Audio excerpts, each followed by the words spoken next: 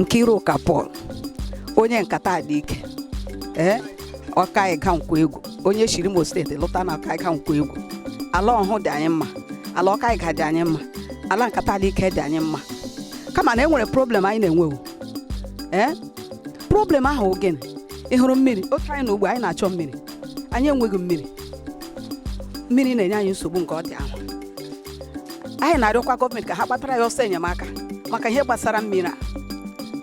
Otu nwaanyị ga-ana ahụ ego anyị ga-eji rie nri, anyị ga-aga zụọ ofu galọn mmiri 250 naira. O nyere anyị nsogbu n'ahụ. Biko ka ọzọ kwụrụ gịnị ọkụ lela ala anyị nọ nga ka ejiri tinye gị na sụọ transfọma ka ogene anaghị 1 naira, mana anyị naghị enwe ọkụ. Ọnwa ga-agwa ọgwụ wetara anyị bil karịrị anyị. Ọ na-agba ya anya mmiri, ọ na-agba ya anya mmiri n'ọhụhụ n'ala Nkata dị ike ma Nkwoegwu ọ na-agba ya anya mmiri. Anyị na-arịọ gọọmenti ka ha mee gịnị kpatara ya ọsọ enyemaka. Nke ọzọ awụrụ gịnị insecurity. Ihe ama m na ọ ihe zuru ebe niile ọnụ mana anyị na-arịọ biko gọọmenti ha ezipụta enwere ebe a na-agacha enwecha ma ndị amị ma ndị sekuriti. Ụmụ anyị gụrụ akwụkwọ enweke na-enweta ọrụ gị hụ ụmụazị ha na-eru agagharịga dịka ndị a na-azụ ha azụ. Gịnị ole otu nwatakịrị ga-esi gacha skuulu nne na nna tacha ahụhụ na-eche ka nwa bịa zụgharịa gị. Nwa ahụ ezuzi ya nọsụ n'ụlọ gị na-enye ya nri ya wụọ gịnị enweghị ọrụ n'ihi gị na ụkwụ anyị anaghị eru ebe ahụ.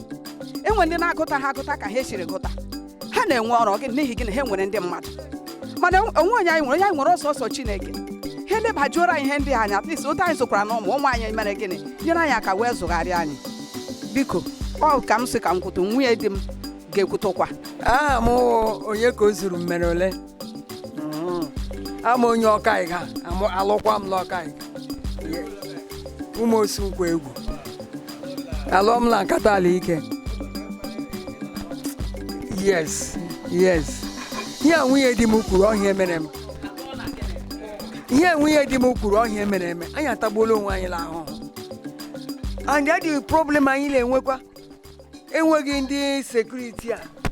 ya na-eme ohi na-ezu n'ime obodo. Adịka ị nwere ike ụgbọ gị na-agajela okporo ụzọ lawoghị kịrụta somebody boys ịhụnanya agbafụta bịa nara gị ihe iji, which is very bad. Biko ni agụọla egbu anyị ebe ala agụọla egbu anyị ebe unu mere anyị ihe ndị a. Biko anyị na-arịọ unu ka Chineke mere anyị ebere n'aha Jizọs.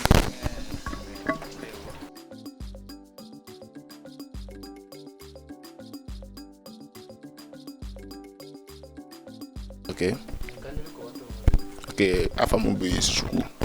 Ọdụmụkọ nwa tụrụla Nkwoegwu Okaiuga Nkwoegwu na Nkata dị ike. Abụ m nwokorobịa gbara 32 ebe aka mụrụ m Nkata dị ike n'ime Nkwoegwu. Nkata dị ike obodo dị mma, obodo na-anabata ndị ọbịa, obodo na-enweghị nsogbu, obodo ịbịa gị gbasa aka a na-alụ ọgụ nwanyị dịka okwulu ụka na Nkata dị ike. Obodo dị mma. Ihe na-akpa anyị kpara obodo anyị nọ n'ime Nkata dị ike enweghị ọkụ, enweghị mmiri. Naanị ihe problem anyị na-enwe n'obodo Nkata dị ike n'okporo ụzọ, iburu anyị okporo ụzọ ebe ụmụ okorobịa gị gara arụ ụlọ tutu ebe a kwesịrị igbu ụzọ yiri nne ohika ka anyị nwere ọnụma 4 okwu na-eke ụmụ anyị egbu ụmụ oke nọ na ụmụ obom obodo famili anọ mekere ofu Nkata dị ike eji village nwere aha nke famili nọ n'ime ya. Famili a mụrụ m ụmụ anyị egbu otu nne na nna mụrụ anyị ebe a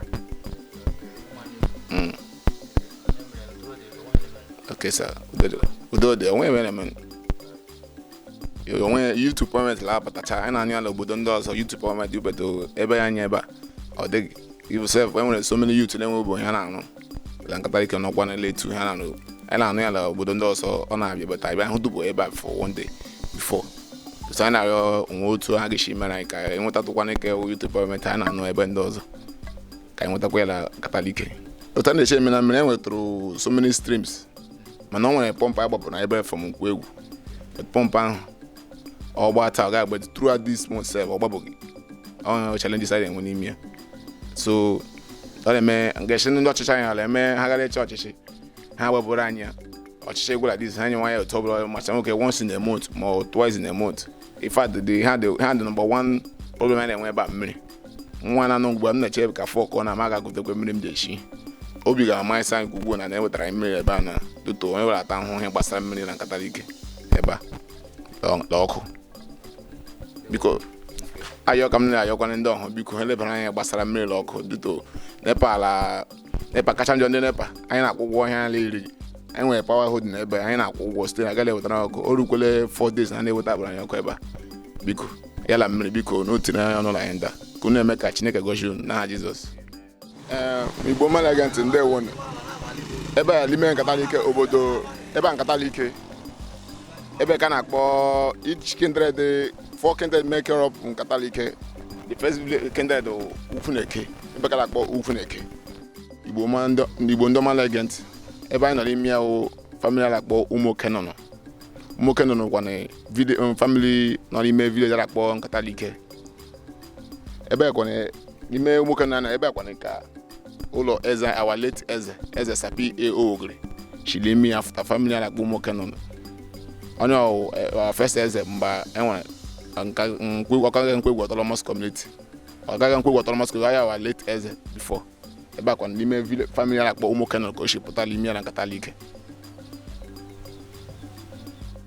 ebe ka na-akpọ ụmụbomu family nọ na nkata ike ebe a niile ọ nwere some of them tukwuru obi ebe a like udele ha nọkwa ebe a sogbu ya so ha dị united all family ama amala Catholic ha enwere peace enwere ịhụnanya udo dị ebe ha nọ so kamuru ohere ayọ ọhụụ today unu agbadala na economy nke ama m ozi anyị na-eji ga-eru gọvanọ anyị aka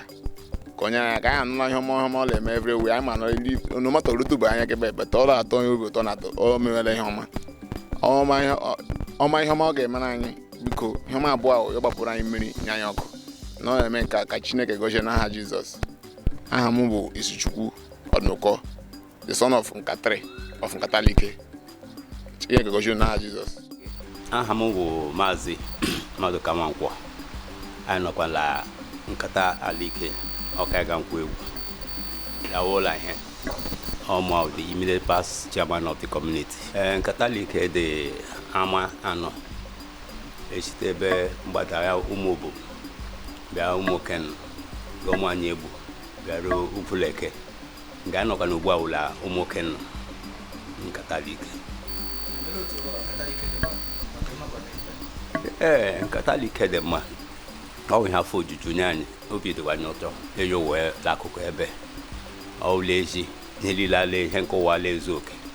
beta ekele Chineke otu oshime anya wuru ndị Nkata Like n'ụbọchị kedị taa wele ịmachi bata ọfọ ọhụhụ nsogbu anyị mgbe dịda ebe wụ mmiri ịnweta mmiri ebe a dị mma ya bụ nwa mgbe ahụ nwa deda anyị mi ọkpara ya ọnụ ụkara dị ọgbafuru anyị mmiri likfu mmiri la agba akwanila tapụ amụrụ m ma hụ mmiri tapụ nwa ọkụ mgbe aha nọkọtazi ihe mmiri aha abịa mebie imechitekwa ya gawo nsogbu a gawere ugbu a then ebe ka anyị ebe na ịnweta bọhol na-enye nsogbu mmadụ lelole meli ha hụchiela anya ọ dịkwana ka lastịtara ka anyị na-emetụkwana nwaanyị Joy Dr. Ahamko nyere anyị from Nkwoegwu ebe o mere triplete rute ebe in the few weeks ago ala agbamacha. So the water has been a very big problem for this community, despite the fact we try to manage situations. La patch required to actually obot. So I'll go by here and Yamaka will do to Tagishi. Me who like you for Boa. ọ ga-ebara anyị yeah ọ ihe ekele otu ọbụla ise asha information is key and power otu ụlọ agaala eme ka mba niile dị iche iche ọ dị ihe wụ mkpa ha ka ala agbata ala anwụ mana otu ọdị onye ma Nkwoegwu ji ọrụ alawa and ebe enyemaka gị si bịa igbo mkpa ndị ahụ ọla adịcha mfe ọgwụkwa na ihe ga-esi ihe akpa gị ivucha otu ọbụla ochie dị yes nkwado ọwụ ihe anyị latụ anya ọ dị ndị nwere ike enye aka ka ahụchi ihe na-agala ihu ka o zuo ha ma ọ dịnwa ihe ọzọ at least election president general ọhụhụ na-abịata duo mgbe adịghị anya anyị mekwa respect ya were emechaa ndị executive abịa unu nwere ike ịga hụ onye na ha eri anya amụta gị si mee ihe ka ọ bụrụ a repeated things and a continuous thing so that anyị ga-enwe ike lejikọta onwe anyị ọnụ dike Chineke ụwa dị ụwa ọma TPM ndị Nkwoegwu autonomous community anyị mụrụ olileanya chọọ gị mee emerge wụkwana nwa afọ mazuru ihe niile dịkwa digital dịka otu n'ofucha ihe ndị niile o tochara anya ọ ga-egbu ike nye aka ihe ndị awụ ihe ga-ebara ọhụhụ rula mgbele ihu anwụchuru